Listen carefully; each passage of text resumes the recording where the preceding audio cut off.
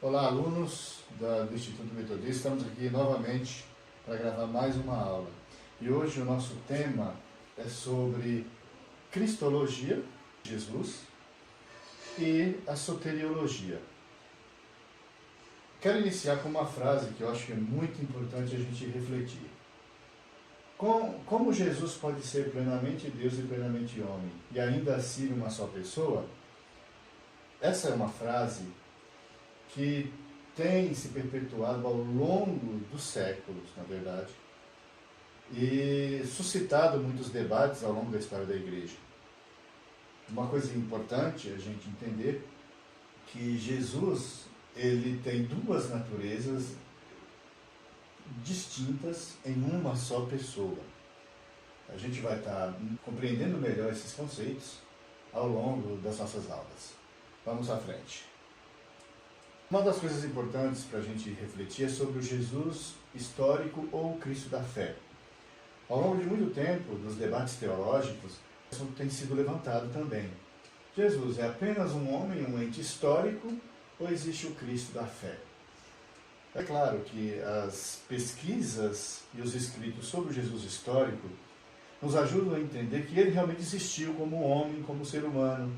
Nasceu, foi o Galileu, e isso a gente tem traços da história. O John Dominic Cross, que é um especialista no Jesus histórico, ele cita muito essa realidade do ente Jesus histórico.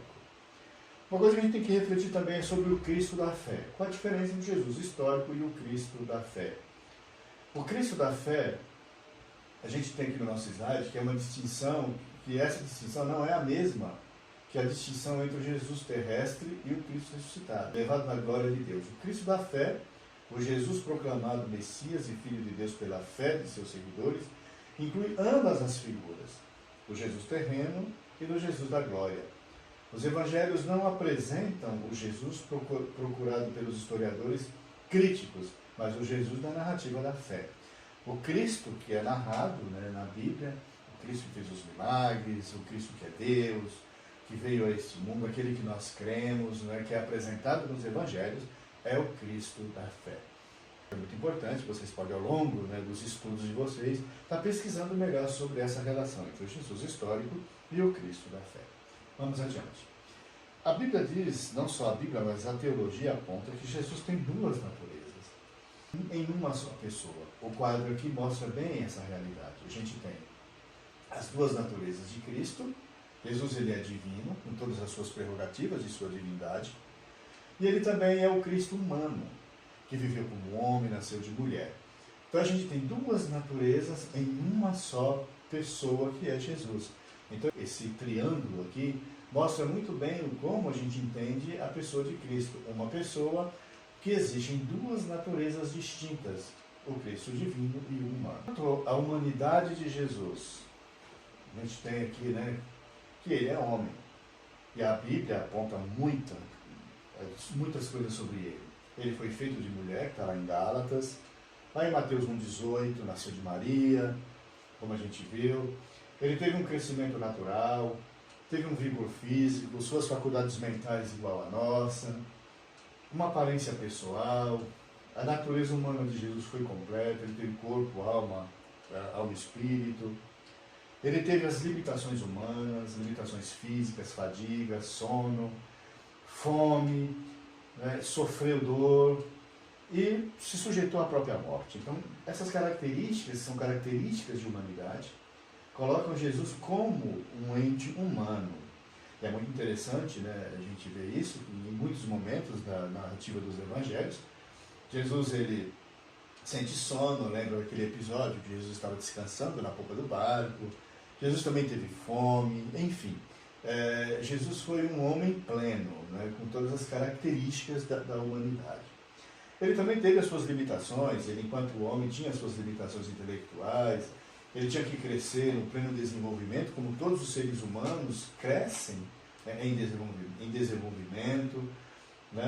Enfim, Jesus teve suas limitações morais, suas limitações espirituais, dependia das orações, dependia do Espírito Santo, como nós também assim o fazemos. Então todas essas características aqui apontam, de fato, o Jesus que é homem. Ele teve nomes que são atribuídos a eles, que são nomes humanos. Como lá em Mateus 1:21, ele é o Cristo que salvará o seu povo dos seus pecados, que é Jesus, né? Ele é Jesus que salvará o seu povo dos seus pecados, ele é o Filho do Homem. Expressão essa utilizada muitas vezes nos evangelhos, até pelo próprio Cristo. Ele é o Nazareno, ok? Ele é o profeta, ele é o carpinteiro, né? Associando muito a figura de José, que era carpinteiro. Jesus desenvolveu também esse ofício de carpinteiro. Então, alguns nomes humanos foram atribuídos a Jesus, né? Ele nasceu como nós, ele teve um nascimento virginal, né? Todo mundo conhece a história que está lá em Mateus e nos Evangelhos, nasceu de Maria. Ele possui um corpo humano, todos puderam, né, abraçá-lo enquanto ele viveu aqui. Ele possuía uma mente humana, igual à nossa. De fato, ele era muito mais inteligente do que eu, mas tinha uma mente humana. Ele experimentou tudo o que os seres humanos experimentam, inclusive a morte. Ele morreu. E essa é uma constatação. E essa experiência, ela iguala a todos nós, porque também nascemos, nos desenvolvemos, mas depois morremos. Isso a gente tem uma relação muito estreita entre Cristo humano e nós, os seres humanos. Okay? Isso é divino. Isso salienta a sua divindade. A Bíblia diz que ele é Deus. E a divindade de Jesus ela é provada não só pelos nomes, pelos atributos e por tantos outros, né, títulos que a gente tem de Cristo. Sua divindade mostra que ele é Deus, tem uma natureza divina. Lá em João 1:1, que é um texto que vocês conhecem bem, além das demais referências que a gente tem, que fala de que ele é Deus, né? João 1:1 diz isso. No princípio era o verbo estava com Deus e o verbo era Deus. Ele estava no princípio com Deus, todas as coisas foram feitas por intermédio dele, sem ele nada do que foi feito se fez. Então João 1 aponta para isso, Hebreus diz que ele é Deus. Enfim, que vocês leiam as referências do texto depois, está tudo na apostila, para facilitar o entendimento sobre esses assuntos. Tá? Ele também é considerado como Filho de Deus, não é? Jesus. Ele é o Alfa e o Ômega, que é o princípio e o fim, que está lá em Apocalipse, também aponta em Isaías. Ele é o Santo, né, de Deus, no sentido pleno da palavra santidade. Ele é o Pai da eternidade, é maravilhoso, conforme a gente tem lá em Isaías, né? Ele é o que? É maravilhoso, conselheiro, Deus forte, Pai da eternidade, Príncipe da paz. É Deus forte, como a gente tem também em Isaías 9:6, ele é Deus forte. Ele é Senhor, e a gente tem esse termo aplicado a Jesus, o Kyrios, em vários textos. Fica chefe superior, mestre, que denota aí Cristo como nosso Senhor. A divindade também de Jesus é provada pelos seus atributos. Nós temos os atributos divinos que lhe são atribuídos. São os naturais, né, que a gente lembra que divide os atributos em dois tipos, que são os atributos naturais e os atributos morais. Os atributos naturais é a onisciência, Jesus tudo conhece. Esses textos aqui apontam de fato, né, a onisciência de Jesus. Ele é imutável, ele não muda, ele é autoexistente, como a gente já viu em João 1:2. Ele tem a sua própria espiritualidade, Jesus também é espiritual e tem, né, essa prerrogativa. Temos também os atributos morais, né? Jesus ele é santo, ok? O que a gente pode entender bem dessa verdade é que a santidade de Jesus marca bem o seu caráter. Ele é bondoso, como a gente viu aqui, ele é verdadeiro. São atributos morais que inclui aqui Jesus. Além dos atributos naturais, né, que a gente viu, temos também os atributos morais. A imutabilidade de Jesus, a gente viu aqui como atributo natural. A autoexistência, né, é muito importante também vocês entenderem que esses atributos naturais de Jesus também se relacionam à maneira como Jesus existe dentro dessa prerrogativa moral. Né? Ele é santo, enfim, auto-prerrogativa de sua própria santidade e do seu caráter, tá certo? Os títulos que são dados a Jesus. Título de profeta, de sacerdote e rei. O profeta, ele é um mensageiro, é a própria revelação de Deus. Jesus é o profeta de Deus, a palavra viva de Deus. E é muito interessante que Jesus não é apenas o mensageiro, mas ele é a própria revelação de Deus, amém? Porque é em Jesus que Deus torna-se conhecido, tá certo? E a mensagem que Jesus prega, que é as boas novas de Deus, que é o Evangelho, além de que o próprio Cristo é exatamente, que é o arauto, que veio trazer uma mensagem. Esse é o termo que a gente utiliza para profeta. Ele é sacerdote, e é sumo sacerdote. Para vocês que estão acompanhando os estudos de Hebreus, a gente já falou um pouco sobre isso, né? Que ele é o nosso sumo sacerdote, de uma ordem diferente, a ordem de Melquisedeque. Então Jesus, ele intercede e faz sacrifício, como os sacerdotes faziam. Além disso, né, Jesus, ele, além de oferecer o sacrifício, ele foi a própria oferta do sacrifício. Então, nesse sentido, ele exerce, né, um cargo sacerdotal. E a Bíblia diz que ele está diante de Deus, ele intercede por nós, está à direita de Deus intercedendo. Ele é rei. Após a ressurreição, Deus deu a Jesus a maior de todas as prerrogativas e autoridade sobre a igreja e sobre o universo. Tudo se relaciona a Jesus como sendo soberano, né? Ele é o basileus, soberano rei, né, de tudo. E a gente sabe que, como criador que Jesus é, ele não apenas criou, mas ele também é soberano e tem um controle de tudo aquilo que ele criou.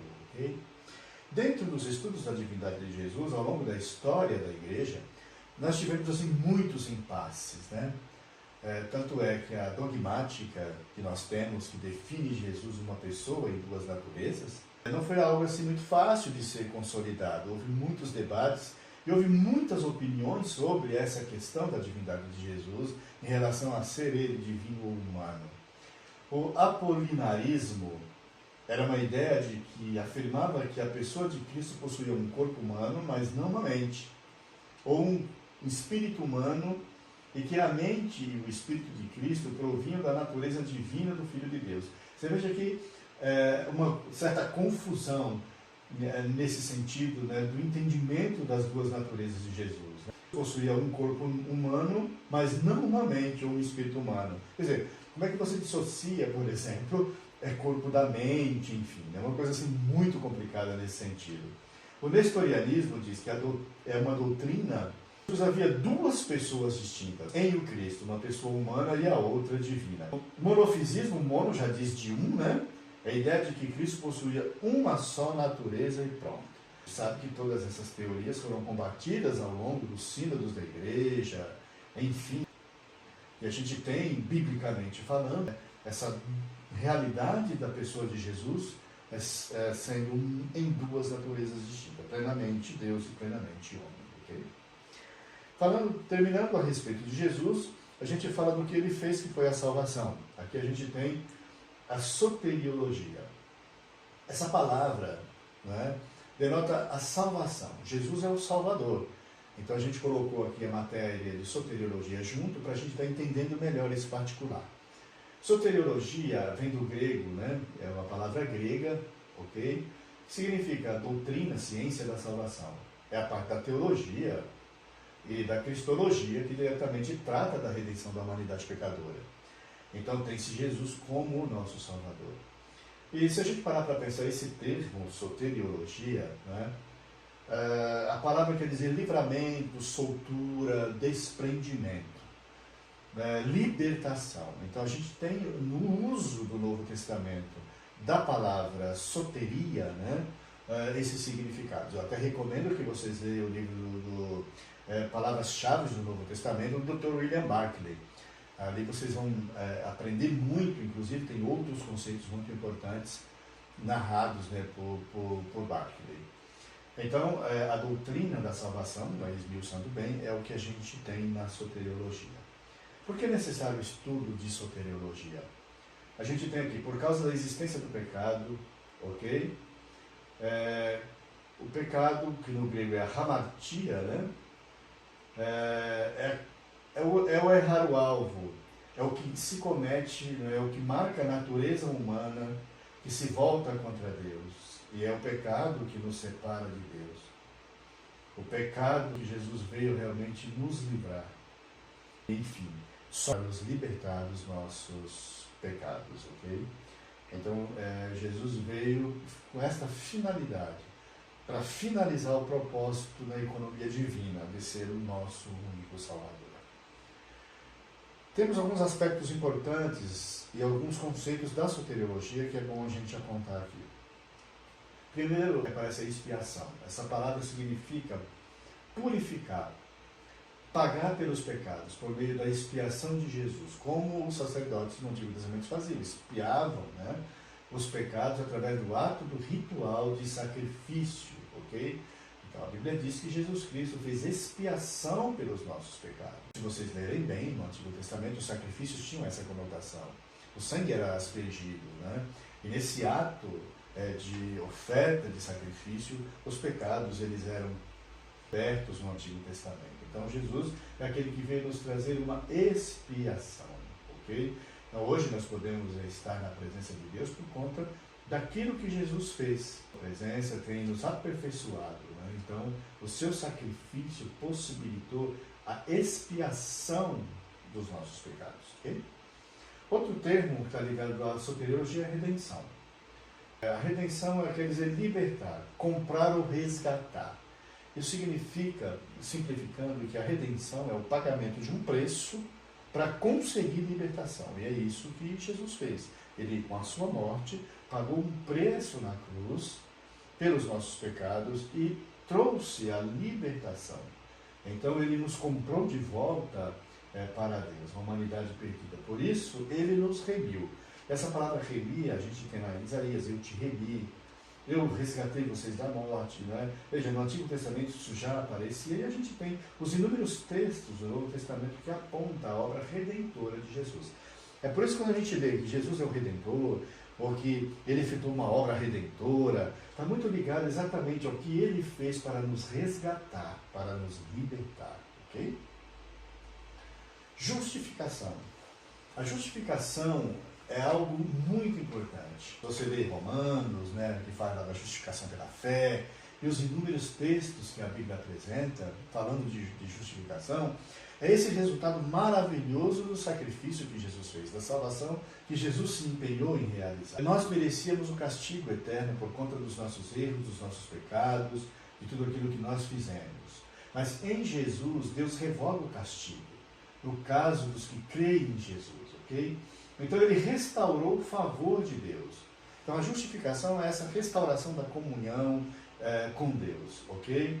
Assegura, de fato, né, a nossa proximidade com Deus, de maneira que agora Deus não nos enxerga mais como um inimigo, né, como aquele que era o grande devedor, né, mas Ele nos vê agora como filhos. Nós podemos falar com Ele, nos aproximar dEle por conta daquilo que Jesus fez, né? Aplacou-se, né, a ira, quebrou-se uma barreira e Ele nos aproximou de Deus.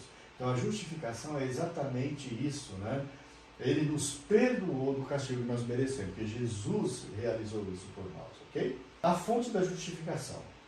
Justificados por Cristo somente. E somente Jesus e unicamente Ele nos justifica. Nada mais pode nos justificar, entendeu? A obra de Deus em nós pelo Espírito Santo é algo muito importante também a gente entender nesse processo. Entender que a salvação nossa não é fruto de obras praticadas, mas sim da graça de Deus somente. Como o próprio Paulo fala e a Bíblia fala, Jesus morreu por nós, e esse foi um ato de graça, a nossa salvação. A graça de Deus, seu favor imerecido, ok? Então, Cristo é a fonte da nossa justificação. Então, hoje você tem a liberdade de falar com Deus, amém?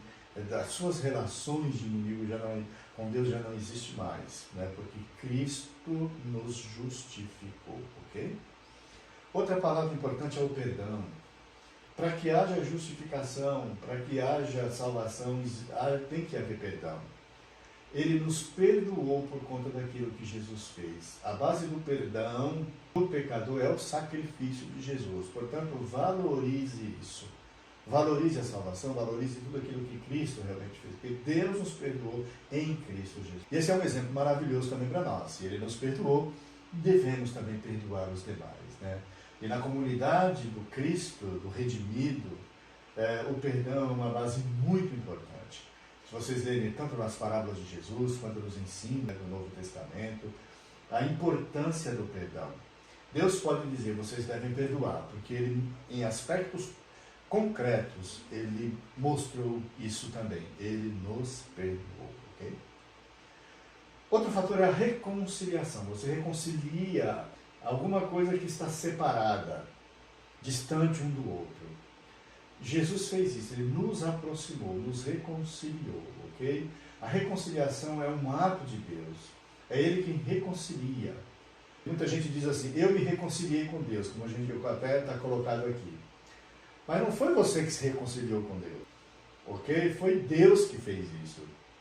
Ele propôs uma aproximação. Ele se aproximou através de Jesus, que possibilitou essa paz, né? Essa nossa relação de paz com Ele, entende? Então, aquilo que estava separado foi reconciliado, foi trazido para perto, ok?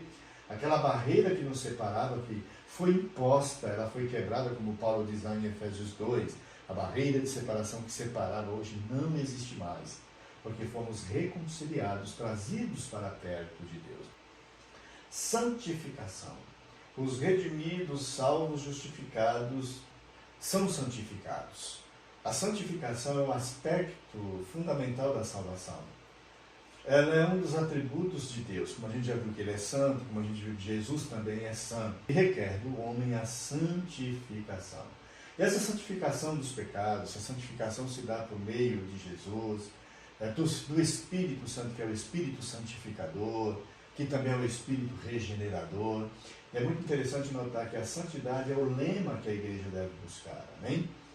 Tanto eu quanto vocês devemos ser santos. E a Bíblia diz que em santidade ninguém verá o Senhor. E no momento exato em que o pecador aceita o que Deus fez em seu favor, no momento da aceitação pela fé, ele agora está pisando o solo santificado. Ou seja, eu tenho que me santificar e viver de acordo com aquilo que Cristo, né, deseja que assim eu seja, tendo Ele como modelo. Jesus é a fonte da nossa santificação. Quando aceitamos a Jesus e Ele nos salva, nos tornamos uma nova pessoa.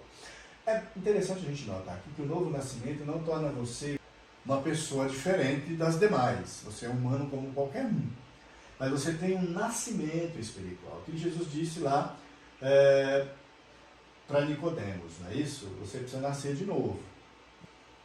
E às vezes as pessoas não entendem bem o que significa isso. Nascer de novo é nascer de Deus, é nascer do Cristo, é nascer para Deus. Eu acho isso importante. E quando você nasce de novo, nos tornamos o quê? Filhos de Deus, membros do corpo de Cristo, sua igreja invisível, tá certo? Então o novo nascimento nos proporciona ser uma nova pessoa. É como Paulo disse, alguém está em Cristo, nova criatura é, as coisas velhas já passaram e que tudo se fez novo. Não podemos usar essa prerrogativa de novo nascimento para nos alienar das pessoas da terra, achando que somos, né, pessoas do céu diferentes ou como ETs que não se relacionam com ninguém. Não. O novo nascimento marca uma nova vida, uma nova natureza do crente proporcionada por esta relação salvífica de Jesus, ok? Nós somos uma nova criatura. Por isso, quando nós olhamos a cruz, no alto, a gente vê todo um processo de transformação que nos torna uma nova pessoa. Entende? Isso é muito bom a gente refletir, tá? Outro aspecto da soteriologia é a adoção. Somos filhos de Deus. Fomos adotados em sua família através de Jesus. Jesus é o nosso irmão mais velho e nós somos como que adotados na família de Deus. Então Jesus garantiu isso através da salvação. Ok? Em 1 João 3,10 a gente tem essa questão que é muito importante, que nós somos filhos realmente de Deus e pertencemos à família de Deus. Ok? Além disso, a gente tem outros textos que sugerem isso, né? A pergunta que sugere é essa: como ser filho de Deus verdadeiro? A resposta é muito simples, ela é bem clara, né? Como ser um filho de Deus verdadeiro? Simples assim. Quando você aceita Jesus, Ele te introduz no seio de uma família, que é a família de Deus. Então você tem Jesus e nós somos o quê? Co-herdeiros, né? E somos filhos adotados, com todos os direitos e todas as prerrogativas desta família. Né? Então você pode dizer hoje em Cristo, sou filho de Deus. Amém? Esses são os aspectos, né, assim, muito importantes da soteriologia para a gente refletir. Tem uma pergunta também que eu digo aqui, né? Por que precisamos de um Salvador? Essa pergunta você vai responder quando você for fazer a prova de atividades para avaliação. Como serão essas atividades? Eu vou apresentar vários temas e você vai escolher um e fazer uma pesquisa, pode ser na internet, em livros, ok? Sobre um dos assuntos. E um desses que aparece é essa pergunta aqui, por que precisamos de um Salvador? Ok? Você vai fazer uma pesquisa sobre isso e entregar depois conforme estará escrito na lição. Eu agradeço muito a atenção de vocês, bons estudos para todos e aproveitem o máximo, né, o que Cristo fez por você, te salvando, mas também a pessoa de Cristo. Ele é o maior bem que você tem, Jesus. E não se esqueça disso. A segunda pessoa da Trindade, ok? E o nosso grande Deus, Salvador e Senhor.